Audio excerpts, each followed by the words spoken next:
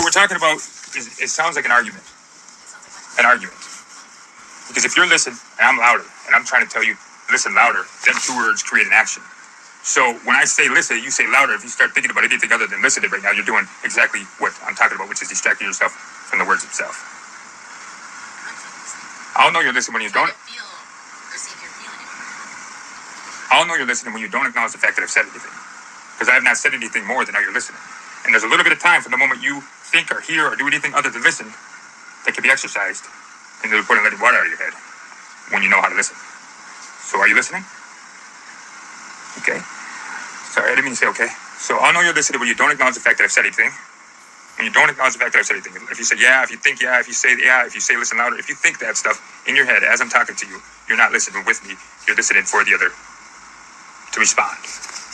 But when I say listen, you say louder, it's done. And where we get. Because that's what it said, not speak louder. You said speak louder. You did, but sometimes I have to speak louder than my thinking to even hear what I'm saying. Because I think about so many things as they start to talk about it, because I'm talking about these words not being that good to be able to get at anything other than words. And that's not what I'm trying to tell you. In certain words. Oh, because you were... there could be a lot of maybes. But, thinking about... How you... Okay. Ooh, that's what you last remember. So are you actually remembering? Or are you remembering the last memory of it?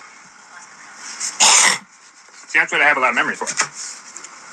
Because when I collect memories, when I change my thoughts into your thoughts in a conversation, I say you, my memory of the situation is going to get a whole lot more difficult to remember when I think about what I'm talking about and when you're thinking about when I'm talking about it, as we're talking about something you think about and I talk about something I'm thinking about.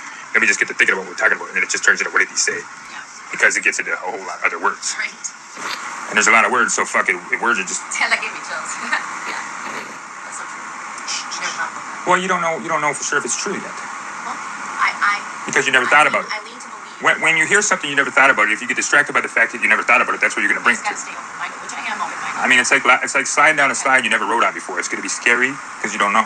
But if you get scared, as soon as you get scared, that's as soon as you're done learning what you don't know and being able to stay in the fact that you may not know what you're listening to. Scared came from the same place Natalie gave it to Caladora as soon as she got to the bottom of the slide. You're giving it somebody else's. It's because you asked me where it came from. Yeah. And I'm using it as a reference point on where it came to be.